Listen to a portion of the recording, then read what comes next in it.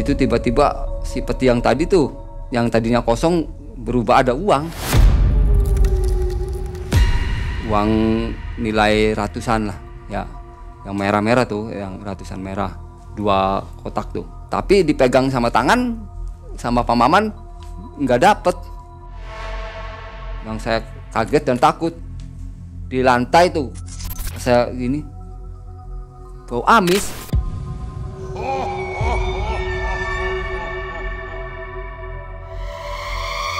Ya ada apa Bu? Pak, Bapak di mana? Ya di Loswat ini ya tuh. Ini si Nina. Ada apa dengan Nina? Meninggal Pak, tabrakan. Itu anak itu tuh yang paling disayang. Ya perjanjiannya gitu sih, yang paling disayang.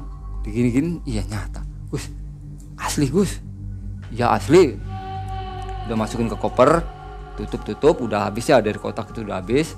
Nah Pak Edi bilang, untuk pembagian yang udah di perjanjian yang tadi, nanti dulu setelah pemakaman anak saya. Terhimpit hutang 50 juta membuat keberanian muncul untuk melakukan ritual penarikan uang goib. Ritual ini dianggap mudah, namun faktanya perjanjian dengan makhluk goib selalu berakhir derita. Selain meminta tumbal nyawa, gangguan mistis pun akan selalu menghantui bagi pelaku ataupun orang yang mengantar. Kisah uang goib ini dialami langsung oleh Mas Mamat. Apa kabar Mas Mamat? Baik. Dan apa kabar juga Sobat Malam Mencekam? Semoga semua dalam keadaan sehat walafiat. Malam hari ini kita akan mendengarkan kembali kisah dari narasumber. Dan malam hari ini Mas Mamat akan berkisah sebuah kejadian nyata, yaitu penarikan uang goib. Atau penarikan uang apa, bank gaib. Ya, atau disebut bank goib seperti Ya, itulah ya. goib. Jadi keterlibatan Mas Mamat sendiri adalah melakukan tawasulan seperti Tawasulan ikut berwirid. Ikut berwirid Ya, berdoa. untuk mendohirkan Ya, uang tersebut. Untuk kesempurnaan Ya. saya Abdul. Jadi yang memiliki hutang besar ini adalah teman ya, Ya teman mandor, Pak Mandor ya. Pak Mandor, senilai kurang lebih 50 jutaan. 50 itu utang sama yang punya material. Oke, baik. Bagaimana kisahnya nanti kita dengarkan bersama. Mas Mamat, profesi atau aktivitas sehari-hari apa ini? Pertukangan. Pertukangan ya, Di bangunan. membangun rumah seperti itu. Ya, Dan kejadian ini tahun 2018, kurang lebih seperti itu ya. ya, betul. Oke, Sobat Malam Mencekam, jangan skip videonya sampai akhir. Banyak hikmah yang kita bisa ambil dari kisah ini. Saatnya kita mendengarkan kisah dari Mas Mamat. Malam Mencekam, semakin malam, semakin mencekam. Ya. Silakan Mas Mamat.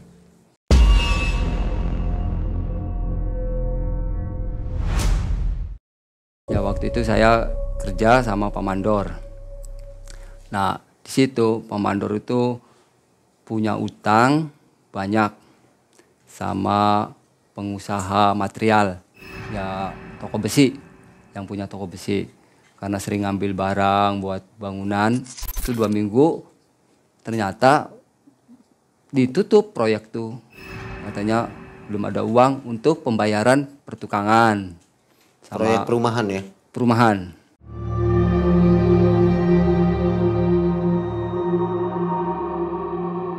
Jadi diliburkan dulu. Nah saya kan nanya, Pak Mandor, masalah pembayarannya gimana? Nanti jadi dari sananya belum keluar. Setelah saya selidiki ternyata uangnya ya dimakan, dipakai sama Pak Mandor. Ya udahlah kalau gitu sih. Tapi dia janji nanti juga akan diselesain. Saya juga masih punya sangkutan ya, sama Pak Edi. Pak Edi itu bos yang punya material. Masih banyak waktu ngambil alat-alat buat bangunan. Belum diselesain, nantilah. Nah setelah ngobrol sama saya sama orang-orang anak buahnya ya yang kerja sama dia, saya minta waktu untuk ngasih bayaran sama ya bapak-bapak lah, ya sekitar 7 orang. Itu tuh tukang 4, kenek 3, jadi 1 minggu belum dibayar. Jadi cuma hanya dikasih bon satu orang tuh buat bon. Kalau kenek 100, kalau tukang 200. Nah saya kan nanya lagi, nanti itu ada batasnya? Enggak Pak Mandor, soalnya saya lagi butuh uang. Ya kalau bisa sih jangan lama-lama lah. Ya dikasih 100, jadi 300. Nah waktu itu tuh saya ngomong sama pemandor nggak banyak orang, jadi berdua. Jadi dia ngasih karena sendirian sih. Udah kamu jangan bilang sama teman kamu, nggak enak, nggak ada lagi aja uangnya. Ya udahlah. Nah udah 1 minggu saya tuh nggak ada kabar, ya, ini pemandor kemana? Tiba-tiba dia nyamper ke rumah, datang. Ya saya seneng, kirain dia mau bayar ya. Nggak taunya ngajak saya main, ada perlu yuk, ikut aja. Kemana Pak Mandor? Tinggal ikut aja kata Pak Mandornya tuh. Ya bolehlah. Nah di situ sudah ada 3 orang di rumahnya Pak Mandor tuh, yang punya material sama Pak Maman. Pak Maman itu ya seperti paranormal. Ya terus sama temennya saya, si Agus. Nah saya datang sama itu, Gus, mau masuk Mat? Ya saya duduk ngobrol. Ini tuh Pak Maman ini paranormal. Saya kenal sih, cuma dia sih nggak kenal kita, cuma saya tahu karena masih daerah situ sih. Saya pikir ada apa gitu ya. Yalah saya diam aja terus ngobrol gitu. Kata Pak Mamannya sambil ngeliat tengok jam tuh, nantilah sekitar jam 12-an aja. Waktu itu masih jam 10-an. Ya ngobrol aja, ngopi sama yang 5 itu tuh, ngopi, ngerokok, ngobrol biasa aja dulu awalnya sih. Nah setelah jam 12 baru ayo udah berangkat deh. Saya belum dikasih tahu. Ya ikut aja lah, saya tuh ikut. Agus ikut. Saya nanya, Gus mau kemana? Udah tinggal ikut aja. Dia udah dikasih tahu, saya belum. Pas di pekarangan saya lihat ke rumah tuh, rumah udah nggak ada penghuninya, rumah kosong. Masuk ke sini. Nah saya tuh di batin saya tuh, mau apa ini kesini-sini? Lah udahlah, mau tahu juga, saya juga penasaran mau tahu. Setelah yang itu masuk, yang awal masuk Pak Maman dulu, kami masih di luar. Mungkin dia memantau di dalam lah. Ya barangkali ada gangguan yang lain yang nggak tahu ya. Karena itu kan rumah udah nggak ada penghuninya sih, rumah kosong. Kami masih di luar. Akhirnya Agus ngomong mau penarikan uang gaib. Nah di situ saya tuh sambil heran juga penasaran, sambil cengar-cengir saya tuh, wah nggak ada uang gaib kata saya tuh ya dalam hati, wah nggak ada. Gus, uang gaib tuh sebenarnya nggak ada. Ya makanya kita lihat ya, biar kamu nggak penasaran. Oke gitu.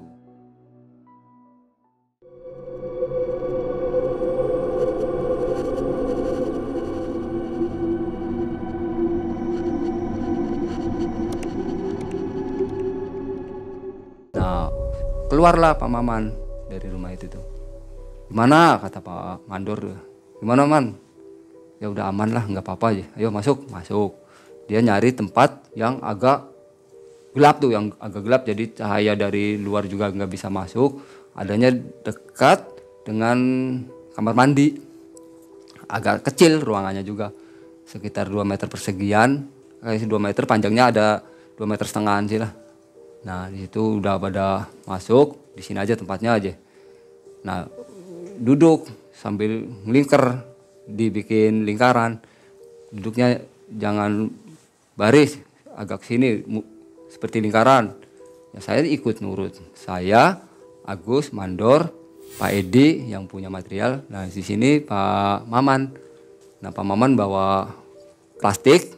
Ternyata itu persyaratan untuk ritual. Ya ada buah-buahan, bunga, minyak, terus kemenyan tapi warna putih, itu kemenyan putih. Dia udah bawa tempat itu piring yang gak kepake tuh, piring dari seng ya buat pedupan sih. Dia nyalain itu pedupan dulu. Ya saya sih tengok aja, lihat-lihat, agak merinding juga sih. Agak merinding gitu tuh, tengok. Tahu lagi ke teman saya, takut Ya takut. Dia juga takut tapi nggak bicara langsung gitu. Udah, kan kebanyakan masa kamu takut. Ya. Nah dia nyalain pedupa itu bikin bara seperti itu ya, bara. Nah setelah bara itu udah jadi, baru dia sambil baca-baca naburin kemenyan. Nah di situ tiba-tiba bulu kuduk saya berdiri seperti berat ini, badan kayak berat, seperti ada yang tuh dipegang gitu tuh, ininya gitu. Saya mau ngangkat badan aja kayak berat. Saya nengok ke teman saya juga lagi gini, kayak orang ketakutan, seperti orang kedinginan tuh. Awalnya kok kayak gini banget setelah bakar kemenyan tuh.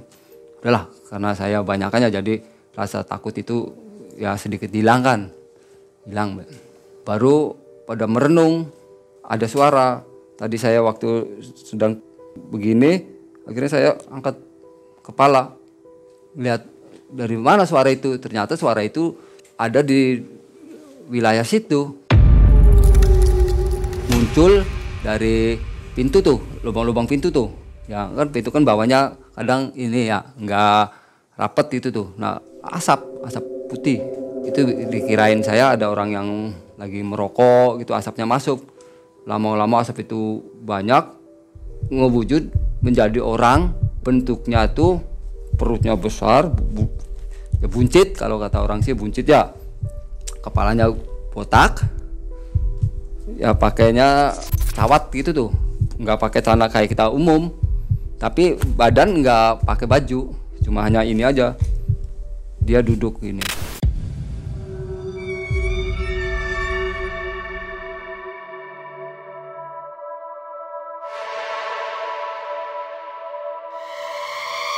Ya agak serem sih kalau dilihat sih, ininya bertaring, hidungnya bulat gitu. Nah Pak Maman ngomong, nih sarana-sarana udah disiapin. Nah ini tempat kotak, mau minta diisi uang. Di situ tiba-tiba si peti yang tadi tuh, yang tadinya kosong berubah ada uang. Uang nilai ratusan lah ya. Yang merah-merah tuh, yang ratusan merah, 2 kotak tuh. Tapi dipegang sama tangan, sama Pak Maman nggak dapet. Nah Pak Maman ngomong, apalagi syaratnya? Minta ayam putih. Jadi istilah kalau di perdukunan ayam putih itu seorang anak.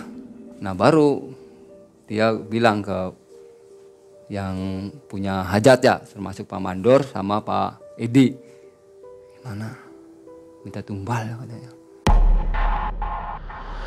Nah setelah dibilang begitu Pak Maman, rahib, uang yang 2 peti itu rahib, kosong lagi. Dianya juga berubah lagi jadi asap keluar. Nah kami berlima ngobrol, berunding, gimana? Udah ngobrolnya jangan di sini, kata Pak Mandor, dengan di rumah. Udah, ayo pulang. Ya sekitar jam 1 lewat lah. Kumpulnya kan di tempatnya Pak Mandor. Tuh permintaan seperti itu Pak, gimana, sanggup enggak? Saya cuma hanya pelantara nih. Itu sih terserah Pak Edi sama Pak Mandor. Kalau Mas Mamat sama Pak Agus kan cuma hanya pembantu nih untuk doa-doa. Jadi nggak mungkin. Jadi terserah orang yang 2 nih yang punya hajatnya. Mereka berdua ngobrol. Tadinya sih mau dibagi rata, ya kalau hasil tuh pokoknya dibagi rata lah 50-50 gitu ya. Karena modal awalnya kan dari Pak Edi yang punya uang. Jadi 50-50 nih. Kalau dapat 50 saya sendiri, 50 buat kalian berempat, kata Pak Edinya. Kalau begini caranya, sudah begini kejadiannya, ya saya nggak mau 50-50 katanya, karena saya yang paling berat, nanti saya mau tapi saya paling banyak. Jadi gimana? Udah, karena saya sudah terlanjur, saya sanggup, saya yang akan terjun, yang akan mengorbankan permintaannya. Jadi Pak Mandor sama yang ada di sini udah tenang, tapi pembagian nggak adil. Saya 75, situ 25, berempat. Nah, di situ Pak Mandor berpikir, kira-kira berapa dapat dari gaib itu? Uang gaib itu berapa? Kira-kira cukup enggak untuk lunasin uang pembayaran ke anak buah sama dia, cukup enggak? Dia bilang gitu. Tapi kalau dilihat dari uang yang tadi udah kelihatan, ya memang banyak sih. Ya boleh dikatakan ratusan juta lah kalau itu tuh. Nah, setelah gitu ya udah, karena ini udah malam, mendingan pulang aja dulu, kita lanjut nanti aja ya Pak Edi. Ya karena dia sih orang panggilannya, jadi dia pulang duluan. Kami berempat ngobrol biasa masalah pembangunan lah, masalah bangunan. Pak Mandor ngomong, Mas Mamat, Mas Agus, saya ngajak nggak bakalan saya ingkar. Tetap nanti ada bagian, Pak Mamat dapat, Pak Agus dapat. Kalau dia sih udah pasti ya yang jalaninnya. Yang kedua ikut lagi. Gimana? Ya saya kan ngomong, sebenarnya sih takut, saya tuh takut. Yang lihat kejadian tadi tuh, badan saya berat, kayak ada yang megang gini, kayak seolah-olah nggak boleh ada orang yang keluar gitu tuh, jadi seperti ada yang nahan. Saya sempat merinding. Nah, Agus juga ngomong, saya juga sampai gini karena saking takutnya, kata si Agus. Ya udah, mas saya banyakkan takut, tenang aja kan ada Pak Maman, dia kan ahli dalam ngurusin itu. Iya sih, kata saya itu. Ya udah, sekarang sih kalau mau pulang aja. Nanti ajak yang kedua. Ya udah terlanjur ya, Pak Mandor. Ya iya. Kamu mau dibayar enggak? Ya kalau saya sih mau ya. Tapi harus pasti. Ya pasti, kalau sukses sih pasti dibayar. Itu kan uang jerih payah sendiri Pak Mandor, kata saya. Karena tenaga saya udah dipakai sama Pak Mandor. Bayaran belum, baru dapat bon aja. Wih, nggak usah takut, semua lunasin semua, warung juga lunas. Ternyata Mandor itu utangnya bukan ke materialnya Pak Edi aja, yang lainnya kayak pasir kan, sama yang punya dump truck tuh, mobil masih nunggak. Jadi banyak lah, bukan di situ aja. Nah, pas hari Kamis, itu ya hari Kamis sore, Mandor datang ke rumah. Mat, Wedor, nah, bayarannya. Bayaran dari mana? Belum ada uang. Nanti malam kamu sama Agus lagi. Ya wes, ya udahlah. Pak Mandor pulang. Saya udah nyatakan ya udah gitu ya. Nah, malam habis maghrib saya langsung luncur ke rumahnya Pak Mandor. Ternyata di situ sudah ada Pak Maman, Agus belum datang. Nah, saya ngomong, Dor, Agus belum kesini tuh, Dor. Belum. Kesini enggak ya? Dia kata Mandornya tuh. Mat, jemput aja Mat. Barangkali enggak kesini. Ya udah sini, pinjam motornya. Motor saya enggak ada bensinnya, habis. Saya itu ya. Kasih kunci. Saya jemput ke rumahnya. Kebetulan ada. Nah, saya ngomong, Gus, katanya udah mau ke sana. Kata Pak Mandor kan udah dikasih tahu. Iya. Sebenarnya saya tuh udah enggak mau datang. Gak enak. Takut ada apa-apa, apalagi ada efek sampingnya. Saya sih masih memilih keluarga lah daripada harta, kata si Agus. Sekarang udah terlanjur, Gus. Hitung-hitung cari pengalaman, Gus. Iya sih, kalau situnya sih. Saya juga sempat itu lihat uang tuh, sempat ngiler juga aja, kata dia tuh. Ya, makanya biar tahu, ayo kita ke sana, kata saya itu ya. Pokoknya kalau masalah takut sih, kan ada Pak Maman, dia kan ahli untuk menangani yang seperti itu. Ya nantilah saya ini dulu ya, ngomong ke istri. Tapi dia nggak ngomong kalau mau ngadain acara gitu tuh. Dia bilang gitu, mah, kata si Agus tuh. Ya Pak, mau ke rumahnya Pak Mandor. Ya udah, jangan malam-malam ya. Paling sampai pagi ya, ngobrol biasa, ada acara rutinan. Biasa tahajud tawasulan malam Jumat, biar proyeknya lancar lagi, bapak kan bisa kerja lagi. Dia berbohong sama istrinya.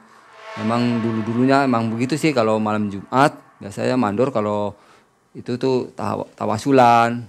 Jadi tujuannya sih untuk keselamatan orang kerja, dilancarkan rezekinya, namanya kesalahan dia sih ya uangnya dipakai.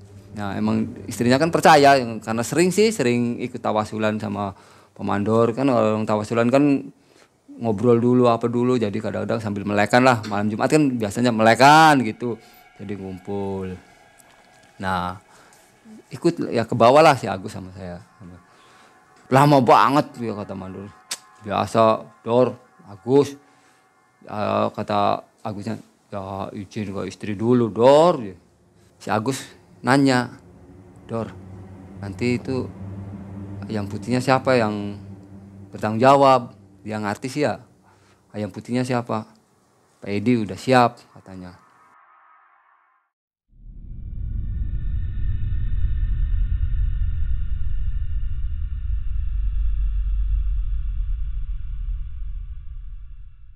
Di tempat yang kemarin situ lagi. Nah sebelumnya Pak Maman ngomong, kalau ada kejadian yang ganjil-ganjil jangan lari, jangan teriak, udah diam aja, mendingan saling megang tangan, kata Pak Maman ngasih tahu. Barangkali ini sih ada yang jahil masuk. Begitu duduk nyediain itu sarana buah-buahan itu, sama biasa bakar kemenyan. Pokoknya seperti kejadian yang pertama aja lah, seperti itu. Ya bedanya makhluk itu nggak nampak seperti yang pertama asap. Yang datang angin di ruangan segitu kok ada angin besar, nggak ada kipas tapi ada angin. Ternyata yang datang memang benar apa kata Pak Maman, lebih dari satu. Yang datang dua. Yang satunya sih yang saya kenal, dan yang satunya seperti perempuan tapi wajahnya tuh ya cantik, nggak serem gitu tuh. Dia kayak berbisik sama yang di sebelahnya tuh, yang perempuan cantik itu tuh ya, seperti ngobrol lah. Saya nggak tahu ya ngobrol apa ya. Yang saya kaget dan takut, di lantai tuh saya gini, bau amis.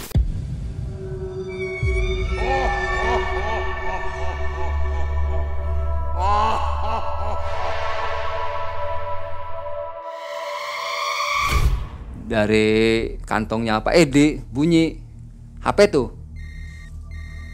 Diangkat sama Pak Edi tuh. Ya ada apa Bu? Pak, Bapak di mana? Ya di Loswat ininya tuh. Ini si Nina. Ada apa dengan Nina? Meninggal Pak, tabrakan. Dia, umur berapa itu? Ya masih sekolah sih Pak. Sekolah SMA kelas 2. Itu anak itu tuh yang paling disayang. Ya perjanjiannya gitu sih, yang paling disayang. Makanya dia nujuin ke anaknya itu yang namanya si Nina. Ya udah Bu, nanti Bapak pulang. Ya. Cepat Pak, jangan lama-lama. Ya. Nah, udah HP dimatiin. Kantongin lagi. Lihat ke depan udah nggak ada yang dua itu tuh, makhluk itu tuh udah nggak ada. Nah, uang yang apa, kotak yang dulu tempat uang tuh ya jadi ada uang. Saya lihat juga ada uang. Dipegang sama Pak Maman. Digini, ya dapet. Pak Ed, coba lihat nih, kata Pak Maman. Pecahan berapa itu? Ratusan ribu, merah semua. Ya, itu persis seperti dari bank, ada kertas tuh di tengahnya tuh, satu tumpuk tuh ada kertasnya. Ya saya nggak sempat ngitungnya karena saya cuma hanya pembantu ya, sama Pak Edi. Diambil yang dari Pak Maman tuh, nih Pak Ed, dilihat. Dia sempat gini di center pakai HP tuh, maksudnya mau tahu asli atau bukan. Dia gini, bener Pak Maman, asli. Ya udah, hak Bapak. Nah saya sama Agus suruh keluar, suruh ngambil koper. Nah kata Pak Mandor ya, Mat, Gus itu ambil koper aja di motor. Saya keluar duaan tuh ya.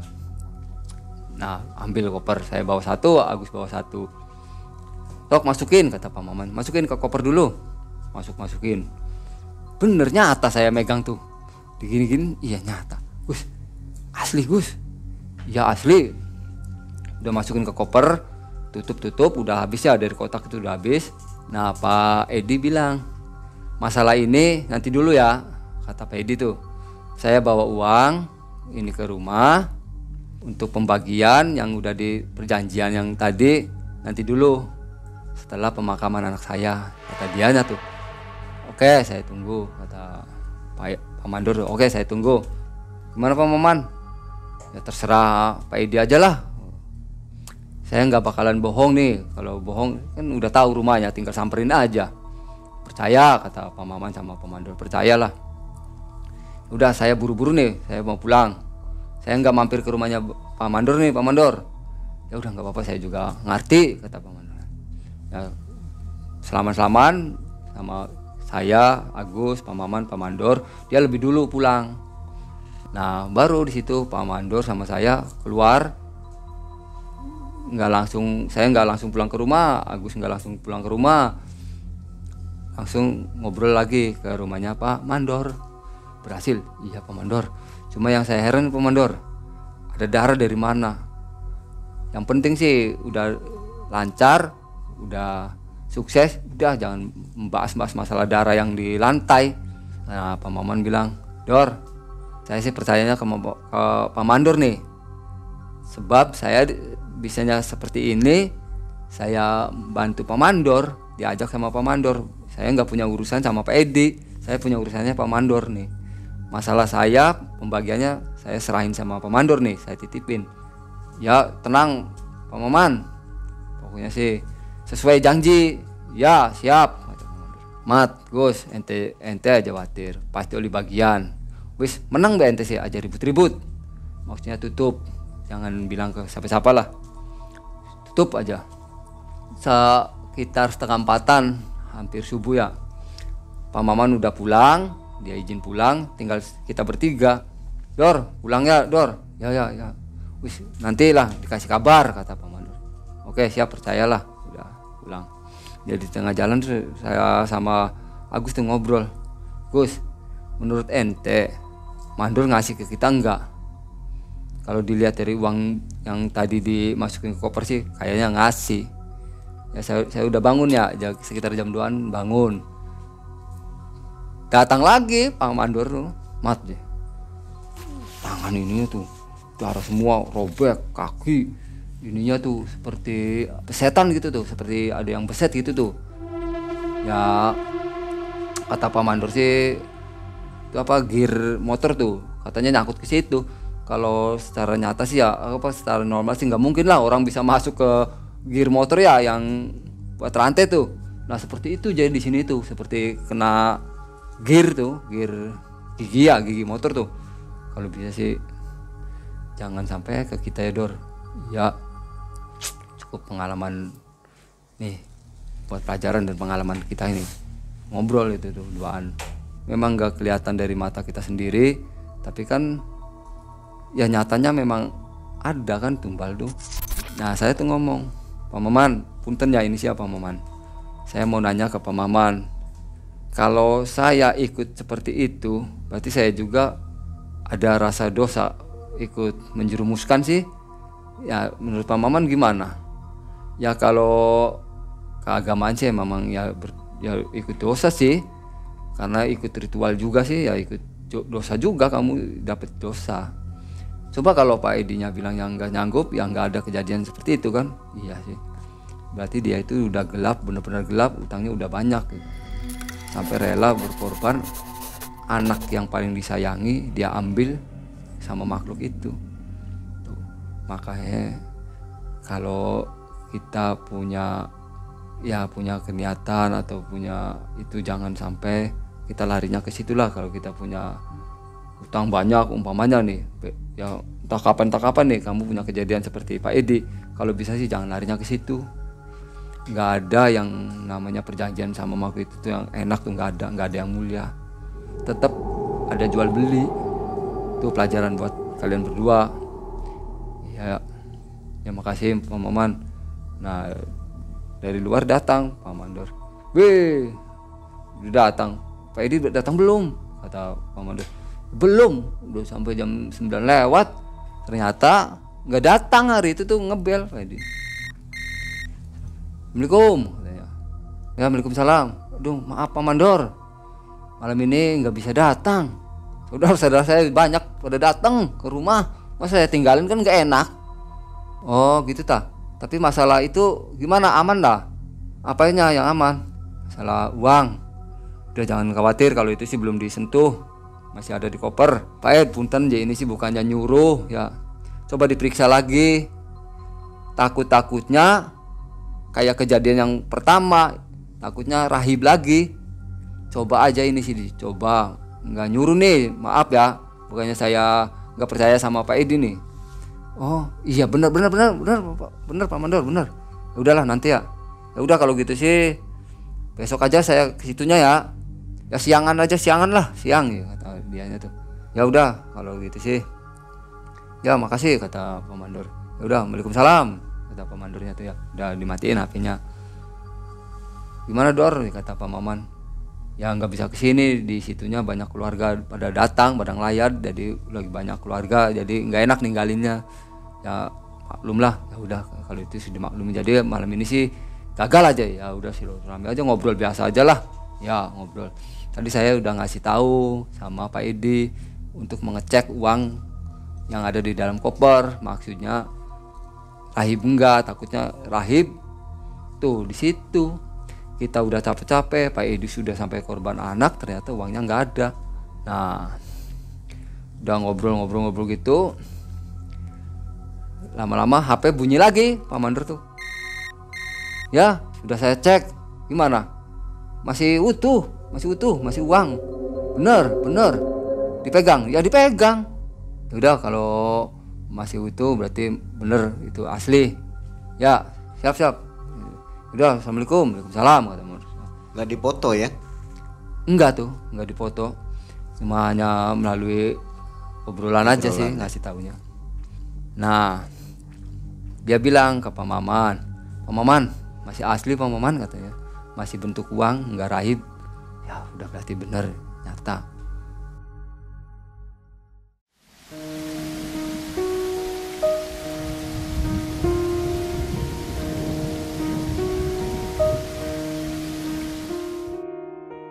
Nah pagi saya kerja, saya nggak ikut ke rumahnya Pak Mandor. Sore Agus ke situ, ke rumah. Ya saya udah ada di rumah sih ya, jam 5-an loh, udah ada di rumah. Agus datang, Mat, gimana Gus? Kamu suruh kesana sendiri, udah dikasih dah? Udah, kasih berapa? Ya, sambil nunjukin tangan tuh, 10.000. Yang bener kata saya, kagetnya. Yang bener, iya. Kamu kesana aja, kalau nggak percaya sih udah ke rumahnya Mandor. Nanti habis maghrib, ya udah mau kesana saya tuh, mau ke rumahnya Pak Mandor. Dia datang sendiri ke rumah. Mat, ya Dor. Ah, dasar rezeki aja, nggak kemana aja. Dor, jangan di sini dulu lah, nggak enak kata ya. Ada istri di rumah aja di rumah saya. Ya udahlah, boleh lah, ke rumahnya Mandor becong.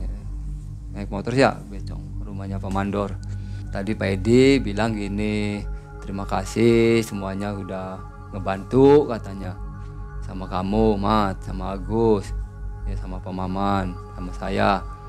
Nah ini bagian dari Pak Edi buat kalian ya. Nih Agus sudah dikasih 10. Nah 10 juta itu. Nah ini kamu 10 juta. Nih uangnya. Tuh uangnya. Coba dicek kata dia. Bener asli, dihitung. Ya saya hitung. Taruh lagi. Tumpukannya kan seperti dari bank tuh, ada kertasnya. Saya hitung 10 udah. Bener Dor. Nah uang itu sudah saya kantongin. Dor, saya juga ngucapin terima kasih Dor ya. Ya saya selaman. Ya udah Dor lah, pulang Dor ya. hati-hati aja, simpen uangnya aja. Iya Dor. Nah saya pulang, saya duduk ini di kursi saya tuh ya di rumah. Saya tuh ngelamun, bang ini bang, gaib ya uang dari ini, ada apa-apa enggak, kata saya tuh ya. Mau dipakai takut ya. Lah saya tuh simpen aja lah, jangan kasih tahu istri dulu lah. Saya cari tempat buat nyimpen uang tuh, mana ya. Ya, susah banget nih naruh uang tuh. Nah, saya ingat ada tempat itu pekakas kerja tuh ya, kan ada tas. Saya masukin aja ke tas pekakas bangunan tuh, sorok, palu gitu kan ya di situ. Udah saya selerek masukin ke kolong ini tempat itu tuh tidur. Jadi istri nggak tahu kalau di situ ada uang tuh. Biasanya pekakas bangunan nggak mungkin lah dia nyari apa kan ke situ ya. Nah pikir saya aman, ya udah aman itu. Nah sampai 3 hari saya nggak berani pakai itu uang. Nah 3 hari baru ada kejadian ganjil tuh di rumah tuh.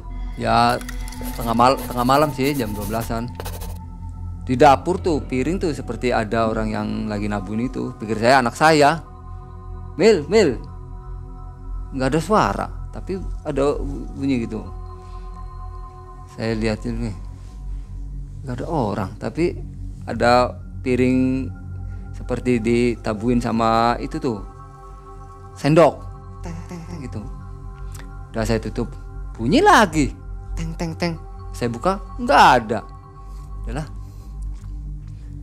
Nah baru sambil tiduran saya mikir,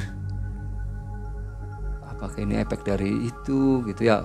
Sudah nerima sih, apakah dia ngantui ke kita. Yang saya itu tuh anaknya Pak Edi, takutnya tuh ngantui ke kita, karena dengan secara tidak nyatanya saya juga ikut sih gaib dari makhluk itu kan. Cuma saya kan ikut ngebantu doa aja untuk mendatangin makhluk itu.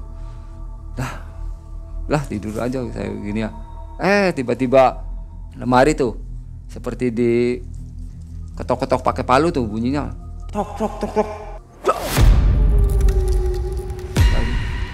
Ini apa lagi? Lihat sana kemari ke pintu, nggak ada apa-apa, tapi suaranya di sini, di lemari itu. Jangan-jangan di kolong uang yang itu. Lah, jadi saya tuh rada merinding tuh. Masa sih ada hantu di rumah? Tapi perasaan merinding tetap ada tuh Pak. Ya di wilayah kamar saya tuh, biarpun ada istri, tapi saya tetap rasa takut ada. Saya duduk ya sambil bilang gini, ya Allah mudah-mudahan jangan sampai ganggu ke keluarga saya ini, kalau memang benar dia marah atau gimana. Dan saya juga sebenarnya nggak ada niatan untuk seperti ini, karena udah terpaksa, udah terlanjur ikut. Ya jangan nyalain saya, kata saya. Jauhin ya Allah, gitu sambil dudukan tuh ya. Nah di situ baru rasa takut tuh hilang. Nah udah pagi, saya lihat uang masih ada. Ya saya biasa kerja. Baru 1 minggu saya ngomong ke istri, Bu, saya mau kerjanya dipindah. Kemana Pak? Bandung, merantau. Ya suruh betulin rumahnya saudaranya yang lagi dikerjain tuh. Saudaranya di sana mau diminta dibetulin katanya. Ya kurang lebih 1 minggu atau 2 mingguan. Ya udah Pak. Nah saya itu bohong. Aslinya sih enggak ada itu yang namanya kerja ke Bandung tuh. Cuma buat alibi aja sama istri ya. Dah. Bu, Bapak nanti pagi berangkatnya jam 8-an. Ya udah Pak. Saya beres-beres baju sama yang alat-alat biasa buat bangunan aja dimasuk-masukin. Nah jam 8 saya permisi ke istri, Bu, Bapak berangkat. Ya Pak, hati-hati Pak. Saya berangkat, saya datang ke rumahnya Agus. Kebetulan Agus ada. Gus, Mat, masuk Mat. Ada apa Mat? Duh, perasaan saya nggak enak Gus. Kenapa sih? 3 hari yang lalu saya ada yang gangguin Gus. Kamu bener ada yang gangguin? Bener. Maaf ya, Berarti kalau begitu sama. Kalau saya sih langsung bentuk nyata katanya. Bayangan. Kalau dia bayangan. Bayangan siapa Gus? Sambil saya gitu, bayangan siapa? Rasa penasaran sih. Perempuan. Wah itu Gus, anaknya Pak Edi. Ya saya juga punya pemikiran seperti itu. Tapi dia membelakangin.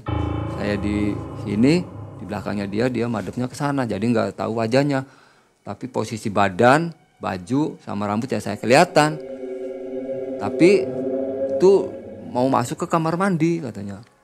Pas masuk ke kamar mandi saya ngikutin nggak ada, hilang. Nah di situ saya tuh lari takut. Si Agus, cerita Agus. Kalau saya sih Gus cuma hanya suara Gus. Suara piring ditabuin sama lemari ditabuin juga. Tapi nggak sempat ngewujud. Saya begitu tuh, saya tuh takut Gus. Ya sampai sekarang alhamdulillah nggak ada Gus. Sampai malam-malam biasanya nggak ada lagi. Ya kalau saya sih enggak sholat. Ya saya juga kepikiran kayak sih kalau saya nggak sholat mungkin ngewujud Gus. Seperti yang kamu lihat. Ya karena saya sih sholat, mungkin dia nggak ngewujud. Makanya dia pindahnya ke rumah kamu, kata ya sambil bercanda ya, sambil bercanda. Rumahnya kamu berarti datangnya langsung. Kayaknya sih begitu. Nah udah, kamu bawa tas mau kemana, Mat? Saya bohongin istri Gus. Saya pura-pura kerja ke Bandung, makanya bawa tas, bawa ini tuh baju-baju. Nanti saya ke rumah teman, nginep 1 minggu lah, kata saya itu ya. Ya udahlah itu terserah kamu, urusan kamu lah. Ya Gus. Barangkali ada yang nanya saya atau gimana, ya tinggal bilang aja. Lagi merantau ke Bandung paling 2 mingguan. Ya. Nah saya ke ponakan saya di daerah Indramayu. Jadi kakak saya perempuan punya suami orang Indramayu. Nah saya sana ke rumah kakak saya. Bawa tas mau kemana? Biasa. Kak, kamu sih dibiasain. Udah ngerti saya bilang biasa tuh, ribut biasa sama istri. Nah, ya gimana orang nganggur aja makanya istri marah-marah aja Kak. Kesel-kesel lah, kabur aja, pergi aja lah. Dia nasihatin. Dikirainnya bener saya itu habis lagi berantem tuh, habis berantem sama istri. Kalau pekakas bangunan saya taruh ke rumah orang tua, yang dibawa baju aja. Karena buat salin sih baju. Jadi kakak saya percaya kalau saya habis bertengkar sama istri tuh, lagi tengkar tuh. Ya pokoknya ya kalah untuk sementara sih di sini aja dulu lah, pikiran saya tenang. Udah tuh coba nanti sama Mas Yono kamu ikut tuh ngenekin Kopayu. Dianya supir sih, supir mobil Kopayu tuh. Jurusan Indramayu Cirebon tuh, mobil yang 3 perapat. Udah kamu ikut ngenekin aja. Ya kalau itu ya nggak apa-apa Kak. Ya udah. Nah setelah itu udah saya ikut ya kerja sama kakak saya. 2 minggu saya pulang. Nah saya pulang akhirnya uang yang dari gaib itu saya buat betulin rumah. Beli pasir, semen. Saya udah betulin rumah aja lah. Bu ngelep aja Bu buat ini Bu uangnya. Ya udah lepa sama ngaci sama apa ya buat beli pasir, semen. Nah udah selesai itu tuh kerjaan saya udah selesai. Ya alhamdulillah nggak ada efek samping lagi sih. Alhamdulillah nggak ke saya tuh nggak ada efek samping dari uang itu sampai habis tuh nggak ada efek samping sampai alhamdulillah sampai sekarang. Sampai sekarang Pak Edi gimana kehidupannya? Sempat saya nanya ke Pak Mandor, katanya buka lagi. Ya seperti biasa, malah dia buka 2 tempat cabang dari uang itu mungkin ya. Katanya sih udah lancar lagi. Ya Pak Mandor juga udah biasa lagi sama dia lagi ngambil barang apa. Bahkan saya juga pernah ikut kerja lagi sama Pak Mandor, udah pernah ikut kerja. Ya saya dipanggil kerja lagi. Artinya ini kan sudah 4 tahun atau 5 Ya, tahun berlalu. sampai Ada sekarang tumbal lagi nggak? Nggak ada. Nggak ada. Anaknya Pak Edi nggak ada. Nggak ada. Baik, dari kisah ini mungkin ada pesan yang ingin disampaikan. Tentunya di sini kan Mas Mamat merasa berdosa ya. Ya berdosa banget Pak. Mungkin ada pesan yang baik untuk para pendengar atau subscriber Malam Mencekam? Ya biarpun kita terbelit utang sebanyaknya, utang yang kita mungkin nggak bisa kita bayar, jangan sampai ke setan lah, mendingan kita ke Allah atau ke Tuhan. Tetap akan ada efek sampingnya. Ya. Itu aja lah pemirsa. Rumah sekarang yang dibangun dengan uang itu apa kondisinya? Aman? Ya masih aman. Ya Nggak ada segitu. gangguan lagi Nggak ya? ada, alhamdulillah nggak ada. Misalnya rubuh atau apa? Nggak ada. Awet ya? Awet. Sama Gimana kalau Pak Edi atau Pak Mandor mendengar video ya ini? mungkin dia paling bilang sambil tertawa, wah ini pekerjaan si Mamat nih. Jadi ya sudah nggak rahasia lagi. Nggak Ya. akan tersinggung ya? Nggak bakalan. Oke, baik. Oke, Sobat MM, itulah kisah yang sangat mencekam ya. Kita ambil hikmahnya dan jangan terjumus ke dunia pesugihan. Nah. Itu pesan dari Mas Mamat. Akhirnya Mang Ei dan tim serta Mas Mamat undur diri. Assalamualaikum warahmatullahi wabarakatuh. Waalaikumsalam warahmatullahi wabarakatuh.